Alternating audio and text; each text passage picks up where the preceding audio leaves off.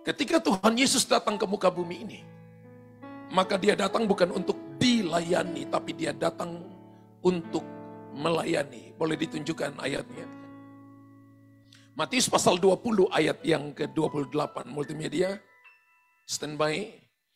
Firman Allah berkata bahwa Yesus tidak datang, sama seperti anak manusia datang bukan untuk dilayani, melainkan untuk melayani. Dan untuk memberikan nyawanya menjadi tebusan bagi banyak orang. Ini menjadi sebuah perkataan deklarasi atau proklamasi yang disampaikan oleh Raja di atas segala raja dan Tuhan di atas segala Tuhan. Bahwa dia tidak datang untuk dilayani, tapi dia datang untuk melayani. Dan Alkitab berkata bahwa kita adalah orang-orang yang mengikuti Kristus. Firman Allah berkata kita menjadi penurut-penurut Kristus. Kata penurut bahasa Yunaninya dipakai kata mimetos. Mimetos kemudian kita dapat kata mimik. Misalnya saya katakan saya cinta Tuhan, Bapak Ibu ikuti. Kalau saya katakan saya cinta Tuhan, tapi Bapak Ibu katakan saya cinta Aming, berarti Anda berselingkuh. Betul? Atau Anda tidak mengikuti Tuhan, tidak jadi penurut Tuhan. Kalau saya katakan saya mencintai Tuhan, Alkitab katakan apa yang aku dengar dari Bapa itu yang aku lakukan. Apa yang Bapa kerjakan itu yang aku kerjakan. Yesus adalah penurut Bapa yang perlu kita teladani. Yesus adalah be a role model. Dia adalah Kristos. Kristos itu bahasa Ibrani, ya, bahasa Yunani. Sedangkan Mesiah itu adalah bahasa Ibrani yang artinya anointed, yang artinya diurapi. Orang yang diurapi, yang namanya Yesua, Yesus, Yesua, Justus itu punya arti yang nama yang sama, Yehova, is salvation. Allah itu keselamatanku. Dan Bapak Ibu perhatikan baik-baik, Alkitab katakan dalam Yohanes pasal yang pertama, ayat yang pertama, pada mulanya adalah firman itu bersama-sama dengan Allah, dan firman itu adalah Allah sendiri. Yesus adalah sang firman yang datang dan menjelma menjadi manusia. Supaya saudara dan saya bisa mengalami kepenuhannya. Saudara dan saya bisa mengalami kuasanya. Saudara dan saya bisa mengalami pribadinya. Ketika kita have Jesus live in us, menerima Yesus sebagai Tuhan dan Juru Selamat dalam hidup kita, maka saya percaya panggilan saudara dan saya adalah panggilan melayani Tuhan. Katakan, panggilan saya adalah panggilan melayani Tuhan. Semua orang yang lahir di muka bumi ini, yang lahir dari kandungan seorang wanita, dipanggil oleh Tuhan untuk melayani dia. Dan Bapak Ibu tahu ada 5 berkat istimewa dari melayani Tuhan. Yang pertama kita dipimpin dari sorga. Yang kedua kita dilindungi dari sorga. Yang ketiga kita dapat suplai sorga. Yang keempat kita dapat promosi sorga. Dan yang kelima kita dapat kuasa sorga. Berapa banyak yang mau?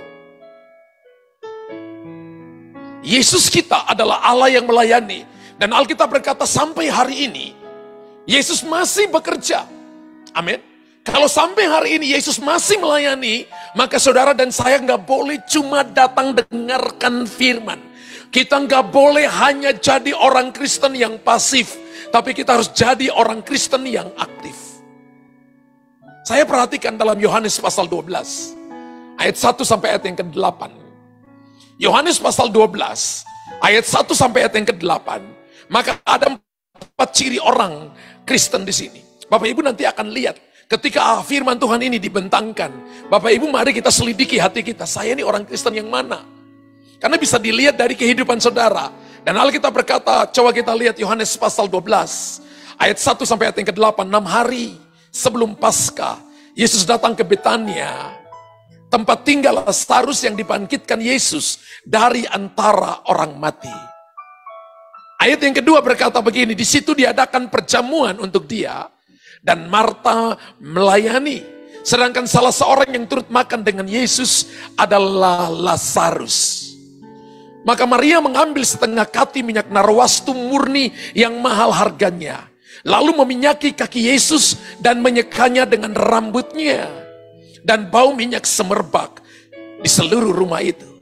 Ayat 4 berkata begini, tetapi Yudas Iskariot, seorang dari murid-murid Yesus, yang akan segera menyerahkan dia berkata, mengapa minyak narwastu ini tidak dijual 300 dinar? 300 dinar itu gaji 1 tahun orang Yahudi. Dan uangnya diberikan kepada orang-orang miskin. Hal itu dikatakannya bukan karena ia memperhatikan nasib orang miskin, melainkan karena ia adalah seorang pencuri. Ia sering mengambil uang yang disimpan dalam kas yang dipegangnya. Ayat 7, maka kata Yesus, biarkanlah dia melakukan hal ini mengingat hari penguburanku. Karena orang-orang miskin selalu ada padamu, tetapi aku tidak akan selalu ada pada kamu. Alkitab berkata bahwa Yesus ada di Betania. Betania adalah house of dating, rumah pacaran. Wow. Dan ada satu keluarga yang selalu menarik hati Tuhan. Ingat Yesus terangkat itu di bukit apa? Zaitun, itu dekat dengan Betania. Dan firman Allah berkata begini, Yesus datang ke Betania kepada salah satu keluarga yang selama ini kenal baik dengan mereka, yaitu keluarga Maria, Marta, dan Lazarus. Tapi ketika dia ada di sana, Alkitab katakan begini, ada juga Yudas di sana. Dan firman Allah berkata begini, bahwa ciri orang Kristen yang pertama itu adalah kita mengalami mujizat dalam hidup kita. Kita disembuhkan oleh Tuhan. Kita mengalami terobosan dalam keuangan. Kita mengalami promosi dalam pekerjaan. Kita mengalami anak-anak kita dipulihkan, masa depan mereka sungguh ada. Harapan tidak akan pernah hilang. Yes, kita doa itu hampir setiap waktu. Setiap saat kita doa seperti itu. Kita adalah orang Kristen suka mengalami mujizat Tuhan. Tapi kita tidak melayani Tuhan. Alkitab katakan begini, Lazarus yang dibangkitkan itu hanya duduk makan, hanya mau menikmati mujizat, hanya cuma mau terima, tapi tidak mau melayani. Orang Kristen pertama adalah orang Kristen yang hanya mau menikmati mujizat, mau menikmati pertolongan Tuhan, mau menikmati pintu-pintu terbuka, tapi tidak mau melayani. Firman Allah berkata, itu ada di sekitar Yesus. Mereka ini adalah orang-orang yang ada di sekitar Yesus. Kita adalah orang-orang yang KTP-nya Kristen. Kita adalah orang-orang yang ditebus oleh darah Yesus. Kita adalah orang-orang yang telah dibeli dengan harga yang lunas dibayar. Menurut 1 Korintus pasal 6 ayat 19 dan 20. Kamu telah dibeli dan harganya telah lunas dibayar, karena itu muliakan Allah dengan tubuhmu. Tapi dalam hidup kita, ketika kita disembuhkan, kita nggak pakai itu bersaksi kepada banyak orang. Firman Tuhan berkata dalam Yohanes pasal yang ke-11, ayat yang ke-4 begini, penyakit ini tidak mendatangkan kematian, tapi akan menyatakan kemuliaan Allah. Tuhan itu kalau sembuhkan seseorang, kalau pulihkan bisnis seseorang, kalau pulihkan keluarga seseorang, kalau pulihkan hubungan seseorang, tujuannya cuma satu, supaya kita memuliakan Tuhan. Kalau sampai Bapak Ibu ditolong oleh Tuhan, kalau sampai Bapak Ibu mengalami pertolongan Tuhan, mengalami pintu yang terbuka, mengalami di mana Anda mengalami God's promotion, dan kita tidak memuliakan Tuhan dengan semuanya itu, maka kita tidak mengerjakan keselamatan kita. Untuk mengerjakan keselamatan kita, maka manifestasinya adalah melayani Tuhan. Amin, kok pelan. Haleluya. Melayani itu dua, Bapak Ibu. Melayani pribadi Tuhan, yang kedua melayani pekerjaannya. Bapak Ibu nggak akan bisa melayani pekerjaannya sebelum Bapak Ibu punya kehidupan untuk melayani pribadi Tuhan. Dan Alkitab katakan begini, Lazarus dia tahu Yesus, tapi dia tidak kenal Yesus. Dia dibangkitkan dari orang mati, dari dunia orang mati 4 hari, saudara. Yesus berkata begini, sudah bau. Yesus berkata, dia sudah bau dalam, kalau Bapak Ibu perhatikan dalam Yohanes pasal 11, satu pasal sebelumnya. Dia udah bau. Tapi Yesus katakan begini, kalau engkau percaya akulah kebangkitan dan hidup, maka engkau akan lihat mujizat Tuhan terjadi. Marta berkata begini, nanti pada waktu engkau datang pada kali yang kedua. Tapi Maria berkata begini, engkaulah kebangkitan dan hidup. Maka itu menyentuh hati Tuhan. Maka menangislah Yesus. Dan Yesus berkata, Bapa, aku mengucap syukur engkau mendengarkan aku. Lalu dia berkata begini, Lazarus, keluarlah. Dan Lazarus keluar. Dia alami mujizat, tapi dia hanya duduk makan. Dia hanya di meja makan, dia tidak lakukan apapun.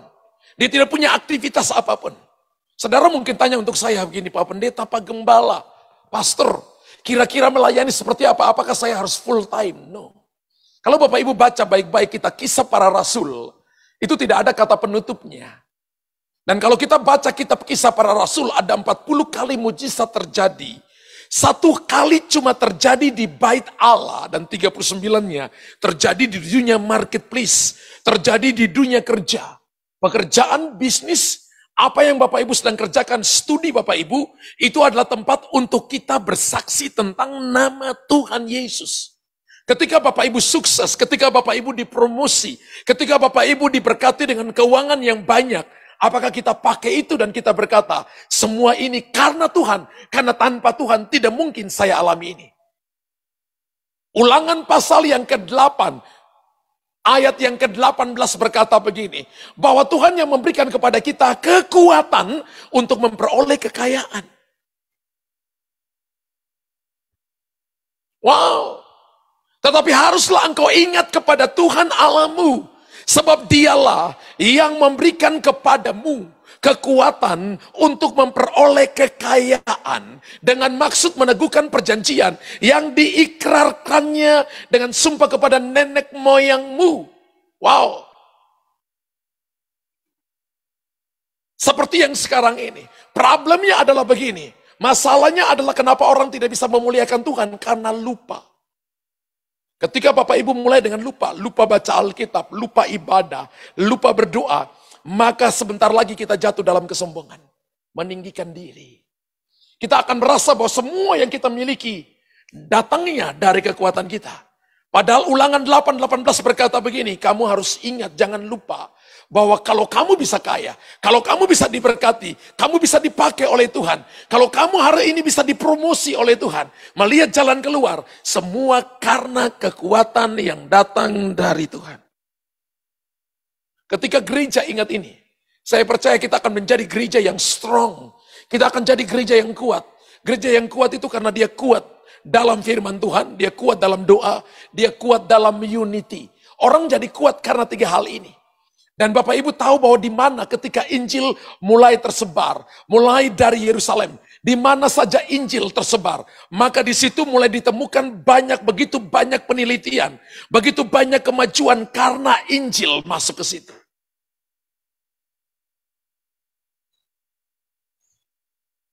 Ketika Lazarus apatis masa bodoh, maka Alkitab katakan begini, dia orang yang tidak mengalami yang namanya perkenanan, menjadi ciri orang Kristen yang masa bodoh, yang hanya mau cuma mujizat, yang hanya mau cuma pertolongan Tuhan, tapi dia tidak mau melayani. Saya melayani begitu banyak orang, saudara. Pelayanan dasar yang Tuhan kasih kepada saya adalah usir setan, berurusan dengan dukun, berurusan dengan orang yang terikat dengan kuasa kegelapan, berurusan dengan orang yang pergi ke dukun-dukun, berurusan dengan orang yang pakai mantra, dan macam-macam. Dan pelayanan saya, sampai hari ini Tuhan masih percayakan itu, ekspresi karunia-Nya bertambah. Tapi sampai hari ini pelayanan itu masih tetap saya lanjutkan. Ya, orang masih seperti itu. Dan saya lihat saudara, bahwa ketika orang-orang yang seperti ini datang, 1 tahun ketika dia datang ketemu saya, 1 tahun kemudian, saya dengar ada yang berkata kepada saya, Pak Pendeta, orang yang Bapak doakan jadi tambah parah. Saya tanya, kenapa kok tambah parah? Dikatakan gini, dia pergi lagi, kalau dulu dia datang kepada Bapak, pergi ke dukun cuma 2, sekarang jadi 5, Pak. Lalu saya teringat dengan apa yang Alkitab katakan begini, kalau kita nggak jaga diri kita, setan tidak pernah mengakui bahwa ini adalah sudah milik Tuhan. Dia selalu berkata, ini adalah bekas rumahnya. Aku akan kembali ke rumahku yang dulu. Dan akan mengajak 7 roh yang lebih jahat. Rumah yang dulu itu tertata rapi, bersih. Dan dia akan mengajak 7 roh yang lebih jahat. Kalau dulu Anda pergi ke dukun 2, dan Anda tidak bisa mengisi hidupmu dengan melayani Tuhan, baca firman, berdoa sungguh-sungguh. Maka Alkitab katakan 7 roh lebih jahat akan datang untuk saudara. Ketika kita apatis, maka Anda ada di dalam daerah rawan bahaya. Katakan, saya nggak mau ada di sana. Amin. Orang ikut Tuhan itu juga ada tingkatan. Ada ikut Tuhan karena suka. Saya suka dengan khotbah hamba Tuhan ini. Saya suka dengan karunia-Nya. Saya suka dengan apa yang Tuhan kasih kepada dia. Dan kalau suatu saat dia nggak suka, dia katakan saya nggak mau pergi, alasannya karena sudah nggak suka. Tingkatan yang kedua adalah dia ikut karena cinta. Orang tingkatan suka itu nggak pernah kasih persembahan. Diam, Bapak Ibu. Di sini semuanya biasanya kasih. Tapi saya pernah temukan ketika kantong persembahan lewat, dia masukin tangan dalam sekali sepertinya kantong sampai di mata kaki. Wah. Ketika lewat dia tarik nafas. Puji Tuhan dan nyanyi haleluya 12 kali. Nggak ada di sini.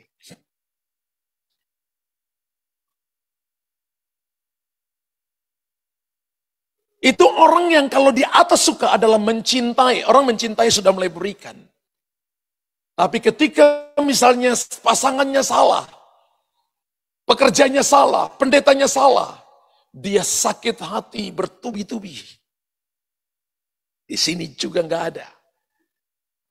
Di sana nun jauh di sana, di kutub utara, di jurang 1 kilo, perempatan jalan Anda cari sendiri susah dapatnya. Ya, orang mencintai mulai memberi. Di atas mencintai itu adalah saudara dan saya yang namanya sahabat. Tingkatan sahabat Alkitab katakan bisa memberikan nyawanya kepada orang lain. Ketika temanmu salah, ketika istrimu salah, ketika suamimu salah, engkau berkata begini, aku terima dia apa adanya. Engkau katakan begini, orang pasti bisa buat salah. Tidak orang yang sempurna cuma satu, yaitu Yesus Kristus Tuhan. Sahabat itu mau mengerti orang lain. Sahabat itu tidak menjustifikasi orang lain. Sahabat itu selalu melihat kelebihan di balik kelemahannya. Sahabat itu selalu melihat bahwa orang itu punya potensi besar. Bapak Ibu kalau melakukan ini maka kita ikut melayani, mendorong begitu banyak orang yang tadinya tidak bisa jadi bisa. Ketika gereja tinggal dalam pengertian ini, maka kita jadi orang yang akan terus dipakai oleh Tuhan. Apa masalahnya itu masalahnya? Tingkatan pertama adalah tingkatan di mana saudara dan saya hanya datang menikmati mujizat. Bapak Ibu nggak baca firman Tuhan, nggak mau menginjil, nggak mau berita mendoakan orang lain. Kita hanya tergantung dengan seseorang. Gereja ini namanya GBI Christ Kingdom Family, GBI CKF.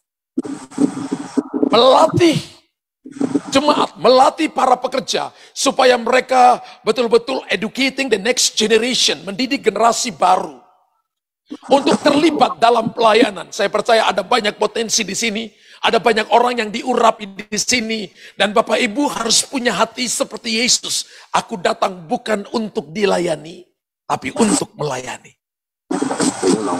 Amin. Yang kedua kita belajar yaitu dari Marta. Alkitab katakan maka Marta melayani.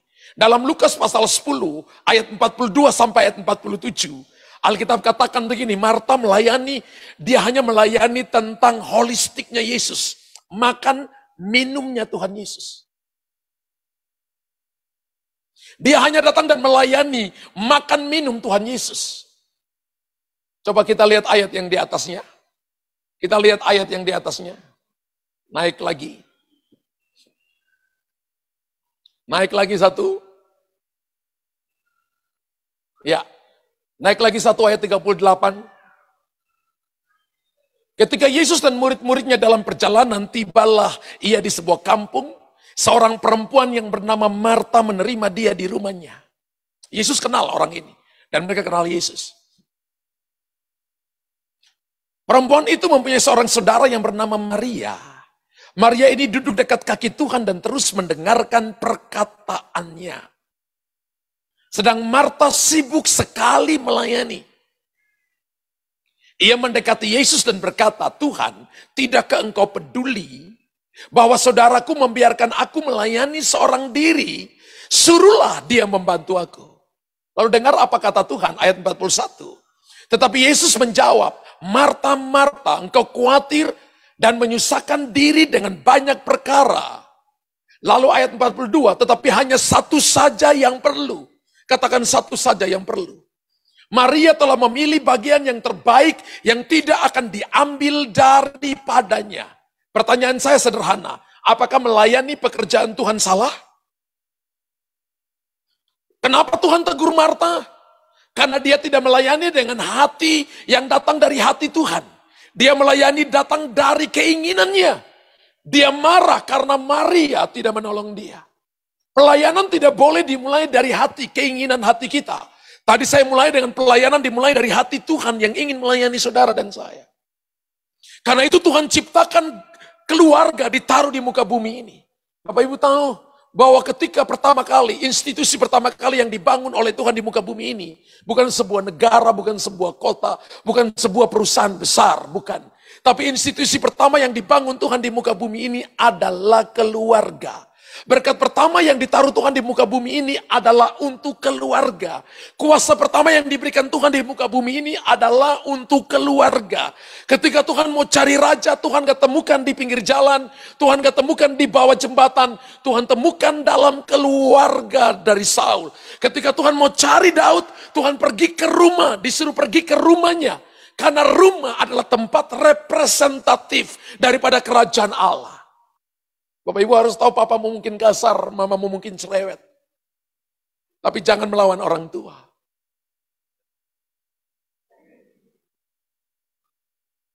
Saya ini anak yang suka melawan orang tua dulu. Makanya saya ada dalam dunia bela diri taekwondo itu 15 tahun. Nakal.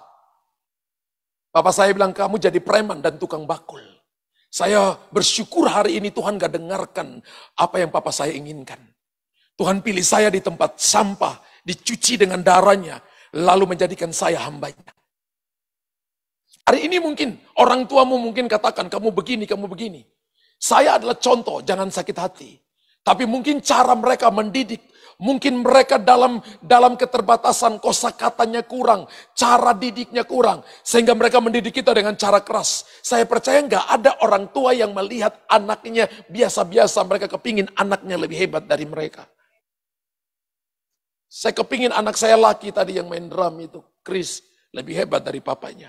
Saya kepingin anak saya perempuan yang tadi jadi singers itu, Charity, lebih hebat dari mama dan papanya. Tidak ada orang tua yang kepingin lihat anaknya ketika mereka lalu rasa tersaingi, lalu mencoret mereka dari daftar keluarga.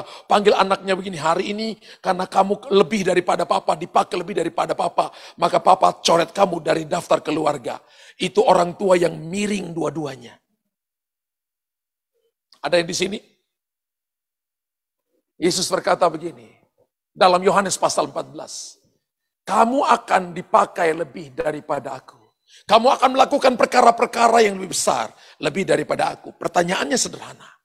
Apakah melayani Tuhan itu salah? No. Kenapa Tuhan tegur Marta di sini? Karena Marta tidak mulai dari kaki Tuhan. Saya ulangi Bapak Ibu ya. Seluruh pelayanan, seluruh hamba-hamba Tuhan, seluruh pekerja-pekerja, kalau Bapak Ibu nggak punya 1 jam di hadapan Tuhan every day, maka Anda akan salah dalam 1 hari itu. Kalau kita tidak mulai 1 jam di waktu pagi di hadapan Tuhan, maka dalam 24 jam itu, kita akan mengambil keputusan-keputusan yang salah. Tapi ketika kita datang di kaki Tuhan, pagi-pagi di hadapan Tuhan, 1 jam itu penuh dengan rintangan begitu banyak, gunung-gunung tinggi, arus yang sangat deras. Tapi saya percaya kuasa Allah tidak dapat dibatasi oleh gunung yang tinggi, oleh arus yang sangat deras. Dia adalah Allah pembuat mujizat yang sanggup menolong saudara saya, memberikan kepada kita kekuatan. Firman Allah, Marta adalah tipikal orang yang suka melayani. Istri saya sering berkata kepada saya begini, waduh suami saya ini, ada kalanya kalau sampai duduk di kantor, sampai ada kalanya dikatakan, ayo pulang. Ayo pulang, kamu paling mencintai kantor. Lalu yang kedua istri saya katakan, pulang sampai di rumah, nggak boleh bawa buku pulang ke rumah. Kalau kamu baca di kantor. Kenapa saya lama-lama di kantor? Belajar, baca. Dia katakan di rumah nggak boleh ada buku. Jadi di rumah saya nggak ada buku. Semua taruhnya di kantor. Karena istri saya bilang nih kalau di rumah sudah nggak boleh baca. Karena dia tahu suaminya. Tapi saya juga tahu Alkitab katakan begini. Melayani Tuhan itu adalah step kedua.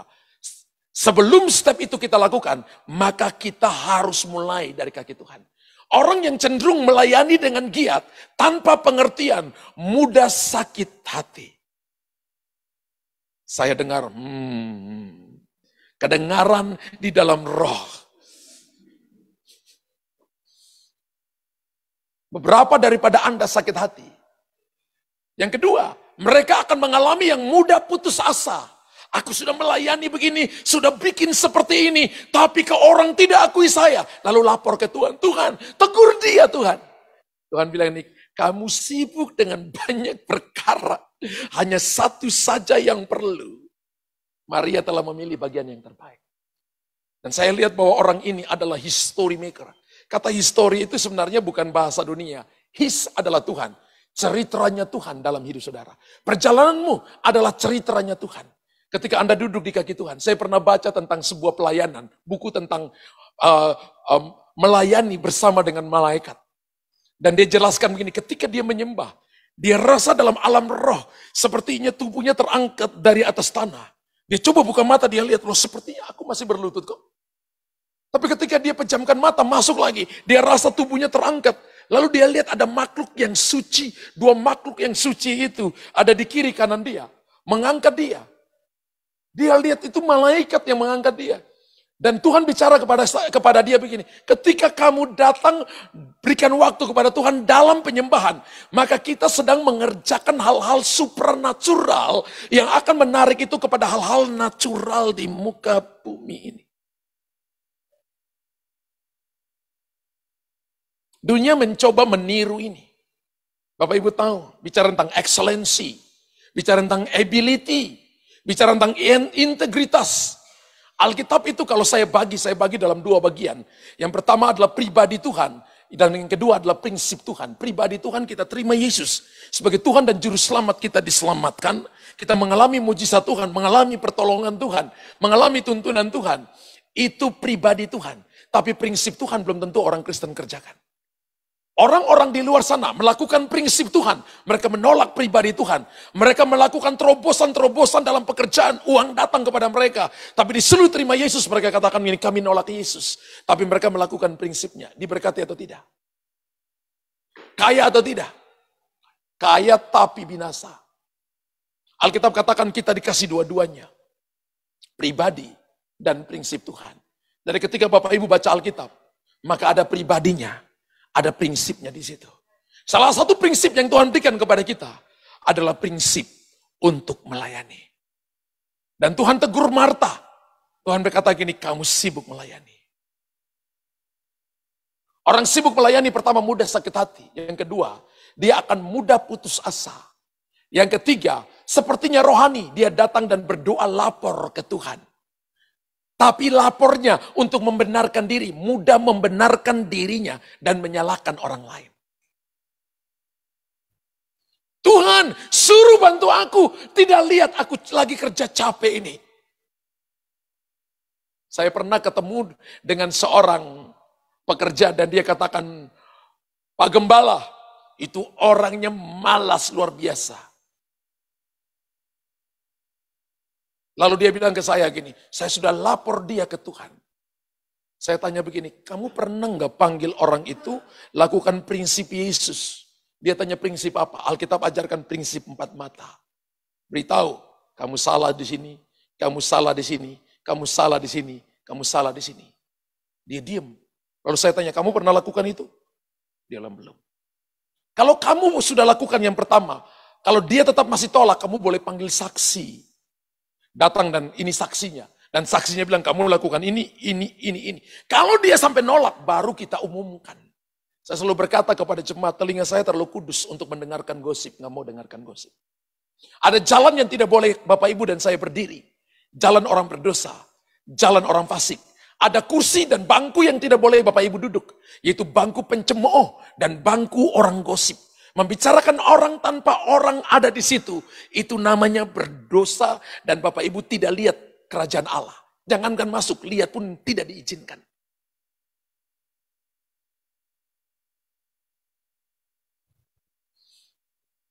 Firman Allah berkata, Marta suka melayani. Ini keluarga yang Yesus paling suka datang ke mereka. Seperti gereja. Dalam gereja ada orang yang tipikalnya Lazarus. Ada orang yang tipikalnya Marta. Saya baca buku tentang Peter Younger. Peter Wagner maksud saya. Dikatakan begini, bahwa orang yang datang untuk ikut ibadah kalau itu dalam sebuah KKR hanya menyelamatkan jiwa hanya 5%. Hanya 5%. Tapi mereka yang membangun hubungan satu dengan lain, hubungan dengan Tuhan, hubungan dengan orang lain, dia bisa menyelamatkan jiwa sampai 85%. Waktu saya baca itu, baca sebuah pernyataan daripada, lalu saya coba selidiki. Kitab Kisah Rasul adalah basic daripada founder gereja, adalah kisah para rasul. Alkitab, gereja dibangun di atas dasar para rasul, dasar para nabi, firman Allah dan Tuhan Yesus. Yesus Kristus adalah batu penjuru utama. Dan kita, para gembala, para rasul, para nabi adalah batu penjuru. Batu penjuru ada batu penjuru utama. Batu penjuru utama itu adalah Yesus. Dan kita adalah batu penjuru, menyesuaikan dengan batu penjuru utama. Jadi di rumah Tuhan itu tidak boleh ada ributnya. Yang ribut itu tempat penggalian batu. Di dunia market Bapak Ibu. Di rumah kita ribut. Tapi kalau masuk di rumah Allah, nggak boleh lagi ribut-ribut. Yang ada adalah celebrate for Jesus. Berapa banyak orang ribut di gereja? Halo. Karena kita melayani hanya untuk diakui secara pribadi. Kita melayani karena kita hanya untuk menonjolkan diri sendiri. Doa kita pun hanya nyalain orang lain. Alkitab katakan Tuhan intervensi dia. Dan Tuhan tegur dia hari itu. Marta, Marta, kamu sibuk dengan banyak perkara. Saya nggak mau. Melayani pelayanan saya sudah 30 tahun dalam anugerah Tuhan. Dan saya tidak mau dibilangin seperti ini. Saya nggak mau dibilang, Luther, kamu sibuk dengan banyak perkara. Alangkah sedihnya waktunya yang kita berikan. Tapi di hadapan Tuhan, Tuhan bilang ini, hari ini aku berterus terang kepada engkau bahwa aku tidak mengenal engkau. Itu kan mengerikan. Betul? Dalam Matius pasal 7 ayat 21, Yesus katakan, aku tidak mengenal kamu. Buat mujizat, bernubuat, usir setan, itu orang-orang yang sudah pelayanan, tapi Tuhan berkata, aku tidak mengenal kamu. Aku tidak ginosko, kata mengenal di sini Yunani adalah ginosko. Ibraninya dipakai kata yada, punya arti yang sama, terjemahan dalam bahasa Inggris adalah sebuah, kalau yada adalah kita mengenal secara pribadi, tapi ginosko adalah menikmati. Yada itu adalah seperti sebuah hubungan intim. Kata ini pertama kali dipakai dalam ketika Adam bersetubuh dengan Hawa. Kata bersetubuh dipakai kata yada. Jadi ketika kita berdoa itu adalah keintiman. Amin. Dan firman Allah berkata begini, Tuhan mau kita mulai dari situ. Yang ketiga kita belajar ciri orang Kristen yang ketiga adalah Maria.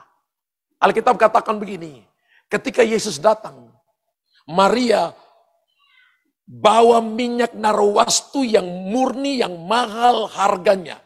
Harganya 300 dinar. Bapak Ibu dan saya kita punya almanak itu, almanak kita adalah Gregorian. Ada 365 hari.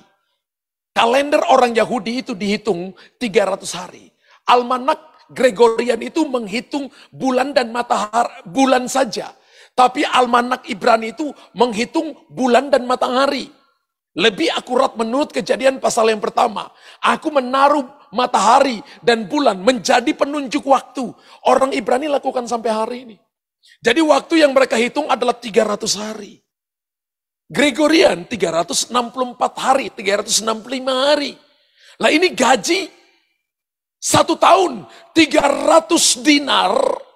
Diberikan harga 300 dinar, minyak wangi harga 300 dinar.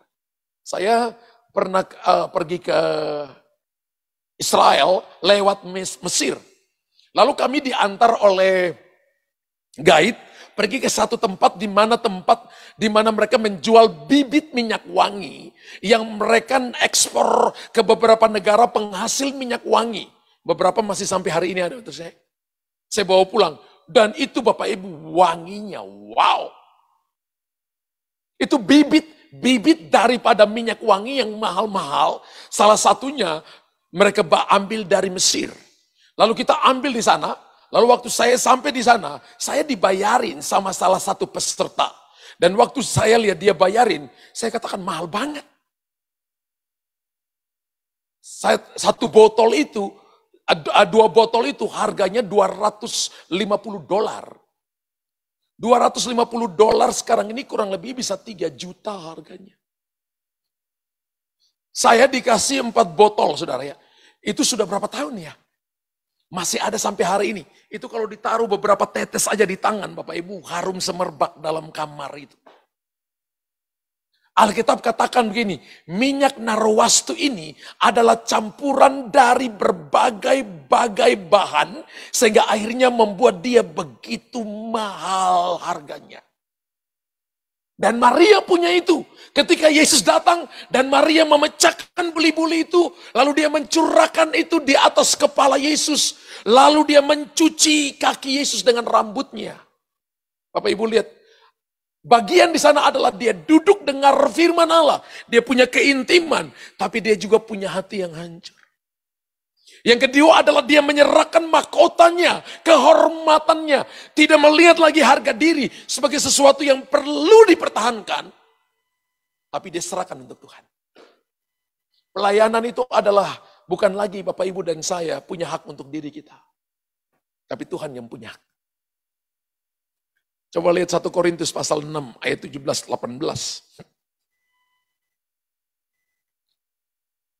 1 Korintus pasal 6.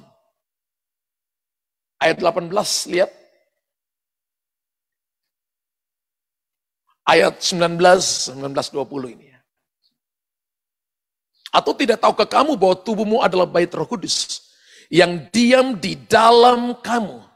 Roh Kudus yang kamu peroleh dari Allah. Dan bahwa kamu bukan milik kamu sendiri. Katakan, saya bukan milik saya sendiri.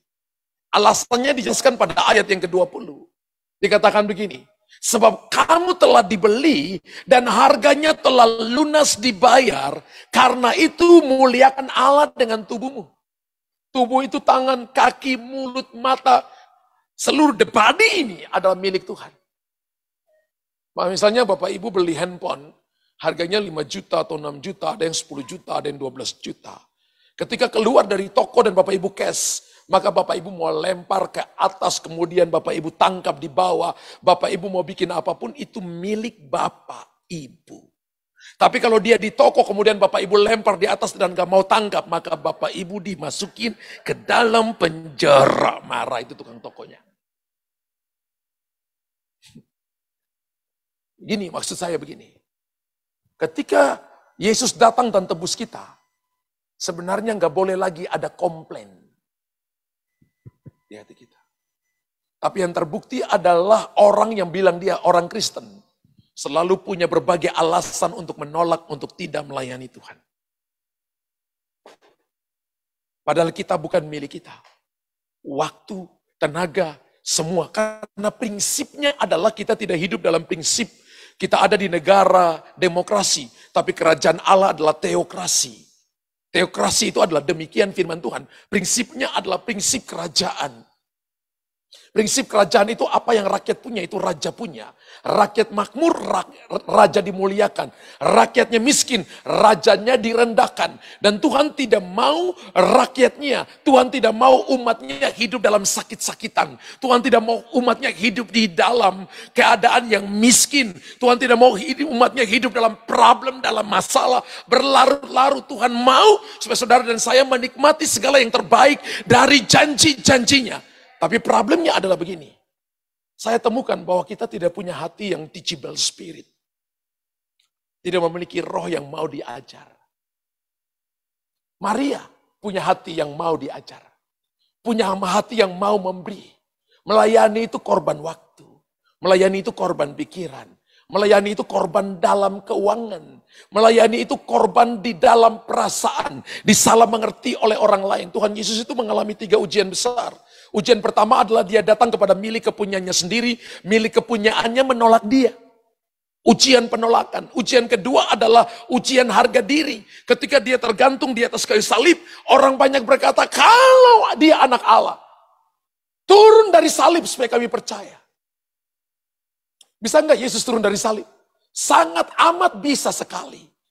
Tapi Yesus tidak mau menggagalkan rancangan Bapa di sorga dengan turun dan menunjukkan gini loh, aku bisa turun. Kamu percaya sekarang ya? Dia tetap tergantung di atas sana. Ketika dia dihina, dia tetap berkatakan begini, aku berharga. Dia ketika dikatakan, kalau engkau anak Allah, ditunjuk. Mereka meragukan kuasanya. Mereka berkata dia bisa lakukan mujizat, tapi tidak bisa menyelamatkan dirinya sendiri. Dan ujian yang ketiga adalah ujian kesendirian. Ketika itu Bapa memalingkan wajah, semua murid-murid meninggalkan dia. Dan Yesus berkata, Bapakku, Eli, Eli, lama sabaktani, Bapakku, Bapakku, mengapa engkau meninggalkan aku? Bapak Ibu mau atau tidak mau, one day, saudara dan saya akan mengalami yang namanya ujian-ujian ini. Kalau Yesus alami, Anda juga alami. Anda datang kepada milik kepunyaanmu sendiri. Anda ada dalam keramaian, tapi Anda rasa Anda sendiri. Anda sedang mengalami padang gurun. Beberapa orang percaya mengalami beberapa kali dalam hidupnya selama dia hidup di dunia. Beberapa kali hanya mengalami sekali saja. Beberapa kali mengalami ulang-ulang kali karena Anda nggak lulus kali pertama. Dan Tuhan katakan begini, ayo ulang lagi saudara. Ulang lagi, ulang lagi, ulang lagi. Jadi sesungguhnya Anda yang lihat saya hari ini banyak pengulangannya. Karena itu ada Alkitab, kitab ulangan. Itu Alkitabiah. Haleluya. Amin. Jadi kalau kita perhatikan baik-baik, Tuhan itu sangat mengasihi kita. Saya perhatikan ya ketika murid-murid mulai bangkit melayani Tuhan, maka kuasa Allah menyertai pelayanan mereka. Ketika mereka bangkit berkata-kata, mujizat terjadi. Berapa banyak yang percaya bahwa kalau dia melayani Tuhan sungguh-sungguh, maka tidak ada masalah, tidak ada persoalan, tidak ada tantangan yang datang. Berapa banyak yang percaya? Tolong lambaikan tangan. Mari saya beritahukan, ketika Anda melayani sungguh-sungguh, satu neraka akan serang saudara. Ulangi ya, ketika Anda melayani Tuhan sungguh-sungguh, satu neraka akan serang saudara. Alkitab katakan ketika mereka beritakan Injil, Kejadian pasal Kisah Rasul 1 ayat yang ke-7, itu jumlah orang percaya di Yerusalem kurang lebih 150 sampai 250 ribu orang. Tapi mereka masih di Yerusalem. Lalu Kejadian Kisah Rasul pasal 8, terjadi penganiayaan, lalu Injil diaspora sampai ke seluruh bumi. Tuhan pakai penganiayaan untuk mendiaspora orang percaya. Sehingga hari ini kita bisa percaya dalam nama Yesus. Satu neraka serang kita bukan menghancurkan kita. Satu neraka serang kita untuk mempermudah pekerjaan Tuhan. Amin, kok pelan ya. Maria membeli yang terbaik. Bagaimana dengan saudara? Saya satu waktu pergi pelayanan ke satu kota di Jawa Timur. Dan waktu ketika saya sampai, temannya berkata begini, Pastor Luther saya baru pulang dari Korea. Karena dia memang terkoneksi dengan gerejanya Pak Yonggi Chu. Beliau sudah almarhum, waktu itu masih hidup. Dan dia katakan saya pergi ke salah satu cabangnya. Dan ketika di sana gembalanya bersaksi bahwa salah satu pekerjanya memberikan persembahan perpuluhan tiap bulan itu 40 miliar. Saya tanya kepada teman saya, kamu bersaksi benar nih? Dia katakan saya nggak mungkin bohong dengan pastor. Karena ketika selesai ibadah, kami pergi ke rumahnya bersama-sama dengan pekerja itu. Dan lihat rumahnya, ada di sana rumahnya, ada mobilnya 4. Kamarnya dia bilang, saya punya kamar 4. Dan gembalanya bilang, kamu jangan kasih lagi perpuluhan 40 miliar. Ini rumah pribadi atau kamu masih kontrak. Dan pengusaha ini katakan, ini rumah saya masih kontrak. Kalau begitu bulan depan, kamu kasih 50% saja. Lalu dia jawab begini, ini kamar saya ada 4. Setiap malam saya hanya tidur di satu kamar. Satu tempat tidur padahal ada 4 kamar. Saya punya mobil ada 4. Saya ke kantor hanya naik satu mobil. Meja makan ada kursinya 6. Saya hanya duduk di satu kursi meja makan. Saya punya piring ada begitu banyak ratusan biji. Saya hanya makan di satu buah piring, satu sendok, satu garpu, satu gelas. Jadi sebenarnya saya cukup. Saya mau nabur, membawa semua material kirim ke sorga untuk membangun rumah saya di sorga. Saya tetap memberi yang terbaik begitu. Dan teman saya tanya kepada saya gini, Pastor Luther sudah berapa lama melayani Tuhan? Saya katakan kurang lebih, waktu itu mungkin 28 tahun. Pernahkah Pastor Luther lihat? Ada pekerja, ada jemaat yang kasih perpuluhan setiap bulan.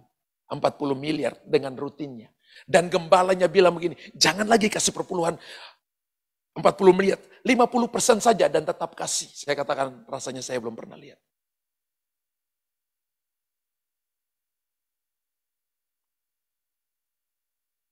Wow. Bapak Ibu perhatikan baik-baik. Prinsip kerajaan adalah apa yang kita punya. Tanah, rumah, mobil itu punya raja.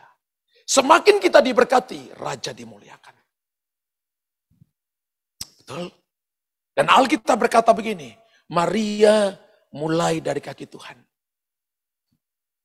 Kami punya grup sebenarnya. Bapak Ibu kalau mau masuk di grup itu ada beberapa yang sudah masuk. Namanya grup Speak the Word. Bapak Ibu hafal baca satu pasal Alkitab. Lalu dapat rema di mana, Bapak Ibu harus hafal ayat itu dan kirim di bawah jam 10 pagi. Dan ada ratusan orang di situ. Dan mereka mengalami mujizat. Mereka punya masalah, punya persoalan. Tapi mulai pagi-pagi cari Tuhan. Dan Tuhan itu tidak pernah mempermalukan siapapun. Dia selalu menolong kita pada waktunya. Ketika Bapak Ibu berdoa, Tuhan jawab dengan 3 jawaban. Ya, tidak, tunggu. Bapak Ibu paling suka perkataan mana?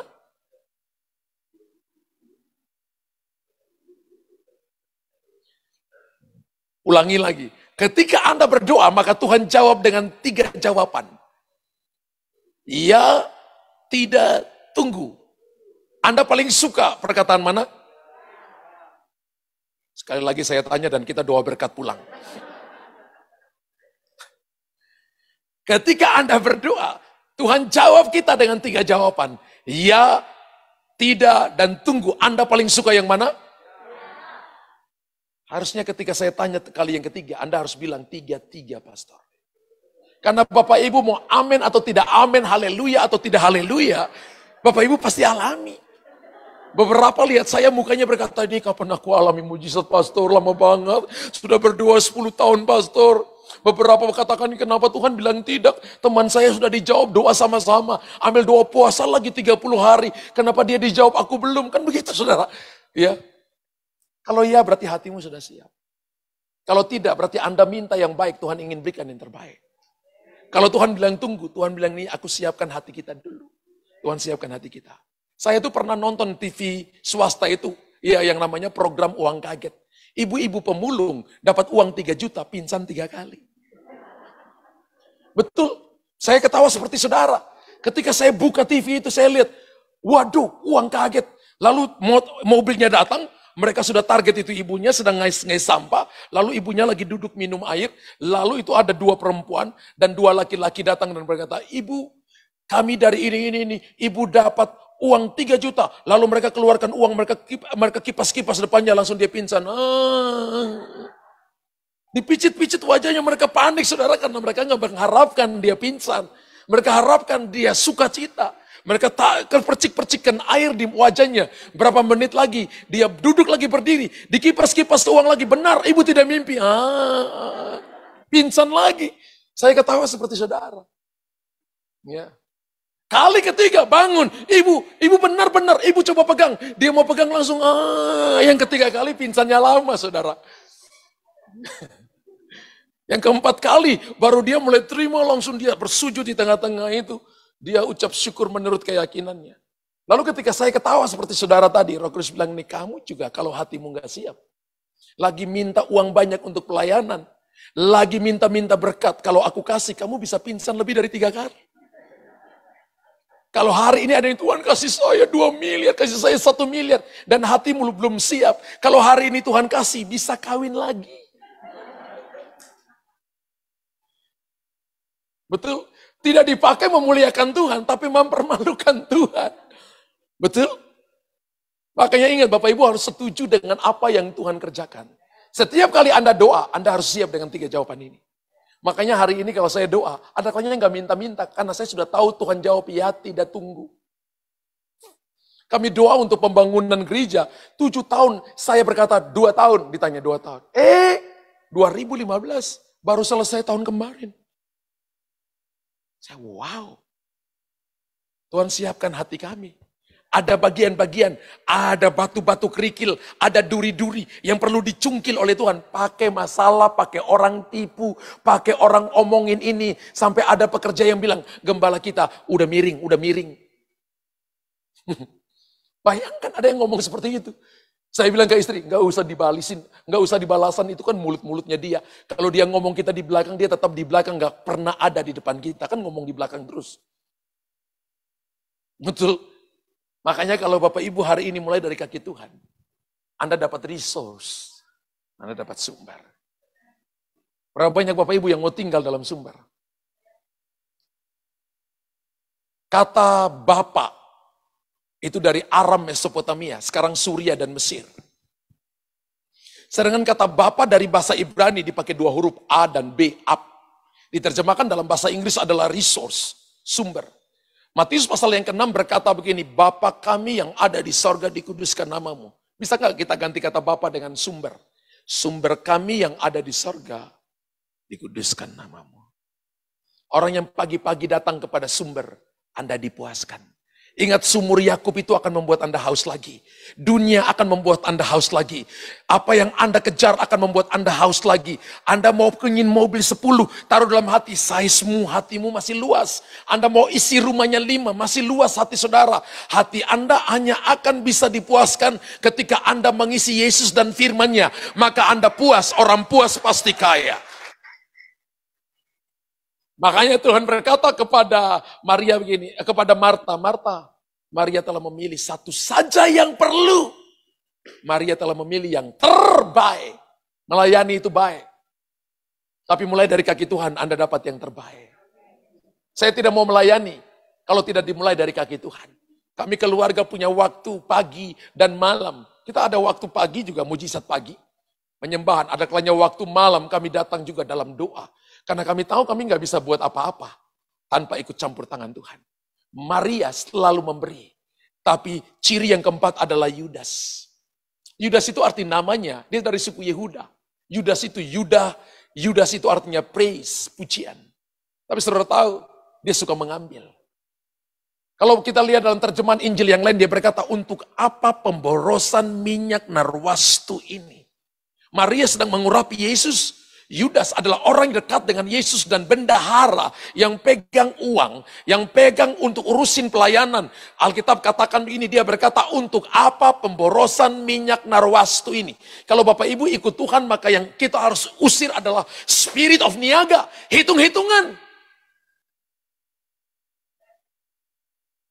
Amin, cuma istri saya. Ya. Hitung-hitungan harus diusir.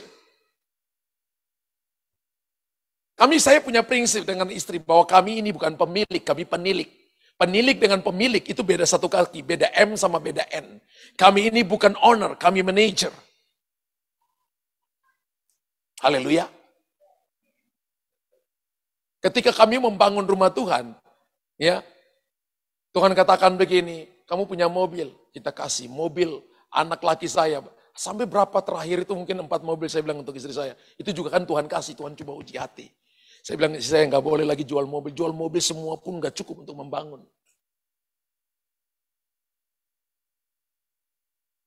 Ketika Tuhan katakan begini, aku minta rumah kamu. Saya bilang, iya Tuhan. Saya datang ke istri saya katakan, kalau Tuhan minta, kasih sayang. Wow. Anak perempuan saya nangis, Papa nanti kita tinggal di mana? Kita nggak punya rumah Papa. Lalu saya katakan, nah Papa ini dulu kontraktor. Kamu pasti akan punya rumah. Papa ini dulu kontrak sana, kontrak sini.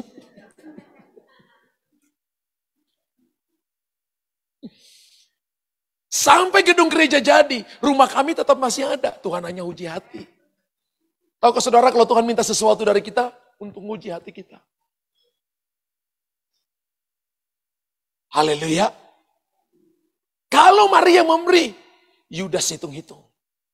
Saya beritahukan, saya ubah perkataan Yudas. Untuk apa pemborosan minyak narwastu ini? Saya ubah perkataan Yudas, untuk Yesus kita perlu boros. Mari katakan dengan saya, untuk Yesus saya perlu boros.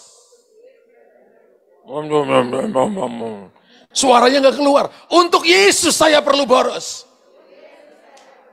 Masih angka 5. Saya mau angkat 8,5. 3, 2, 1. Untuk Yesus saya perlu boros. Tepuk tangan bagi Tuhan. Haleluya. Boros waktu, boros dalam pikiran saudara, dalam mengasihi Tuhan. Hukum yang terutama adalah kasihilah Tuhan Allah dengan segenap hati, segenap akal budi, segenap jiwa, segenap kekuatan. Semua awalan saya di depan adalah seluruh hidup saudara. Dan Tuhan cari itu pada orang-orang yang telah dibelinya. Haleluya. Di mana tingkatan Bapak Ibu? Di mana tingkatan kita? Kalau kita bilang kita anak Tuhan. Apakah kita tingkatan dari Lazarus? Apakah kita tingkatan dari Marta? Apakah kita tingkatan dari Maria? Ataukah kita tingkatan dari Yudas? Kalau Maria selalu memberi, Yudas hanya untuk mengambil. Saya percaya hari ini kita diberkati oleh Tuhan. Yang diberkati oleh Tuhan boleh tepuk tangan bagi Tuhan. Woo! Bangkit berdiri saudara. Katakan haleluya. Timusik maksud saya. Timus. Lain waktu Timus duduk paling depan ya. Anak-anak muda yang ganteng. Kakak Kris mana? Oh iya di belakang, sorry. Oke. Hari ini kita akan berdoa untuk minyak urapan Bapak Ibu yang ada di online, yang ada di Zoom, yang ada di YouTube, yang ada di Facebook. Yang online, yang onsite saya akan urapi Bapak Ibu. Kalau Bapak Ibu punya minyak urapan juga boleh angkat. Tapi selesai ini juga saya akan urapi Bapak Ibu. Nanti dari kursi pertama balik. Kemudian kursi kedua balik, kursi ketiga kemudian sampai paling terakhir. Dan saya minta catcher langsung bergerak, laki-laki, perempuan-perempuan. Kalau ada yang jatuh di bawah, biarkan saja, biar Roh Kudus yang akan pegang kendali atas hidup mereka. Mari angkat minyak urapan saudara tinggi. Angkat di hadapan Tuhan. Saudara yang ada di Zoom, yang ada di YouTube, yang ada di Facebook. Tunjukkan di depan kamera saudara. Bapa di sorga, malam ini, sore ini, kami telah dengar firman-Mu. Kami mau pilih jadi seperti Maria. Selalu memberi yang terbaik. Untuk Yesus kami perlu boros. Untuk Yesus kami tidak hitung-hitung. Karena hidup kami adalah milik-Mu. Tuhan, hari ini hamba berdoa dan mengangkat minyak urapan di tangan hamba-Mu ini. Dan hamba katakan minyak ini bukan lagi minyak yang biasa, tapi ini adalah minyak urapan. Dan pada waktu diurapi bagi orang sakit disembuhkan. Diurapi bagi mereka yang terikat, maka roh jahat out. In the name of Jesus. Waktu diurapi di rumah, maka ada God's protection, kingdom protection. Ada proteksi dari Tuhan, perlindungan Tuhan. Ada perlindungan kerajaan Allah bagi setiap pribadi. Hari ini hamba berdoa dalam nama Yesus. Waktu diurapi, menguduskan tanah ketika mereka baru beli tanah. Ketika mereka baru beli kendaraan, maka ada proteksi Tuhan. Ada perlindungan Tuhan.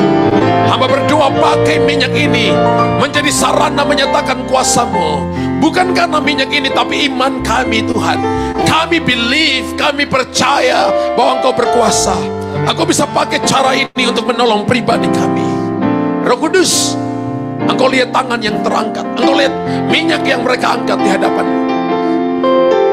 Baik itu melalui Zoom, baik itu melalui YouTube, baik itu melalui Facebook, baik itu melalui ibadah onsite di sore hari. In the name of Jesus, aku katakan minyak urapan ini, minyak yang biasa ini, jadi minyak urapan, menjadi minyak untuk urapan raja, urapan nabi. Dan aku katakan menjadi urapan imam. In the name of Jesus. Dalam nama Yesus Tuhan. Haleluya, haleluya. Amin, amin, amin, amin. Bapak Ibu yang disung, minyak urapannya Bapak Ibu tuangkan, taruh di dahi Anda. Pakai tanda plus itu ya, salib Yerusalem. Dalam nama Yesus. Puji Tuhan.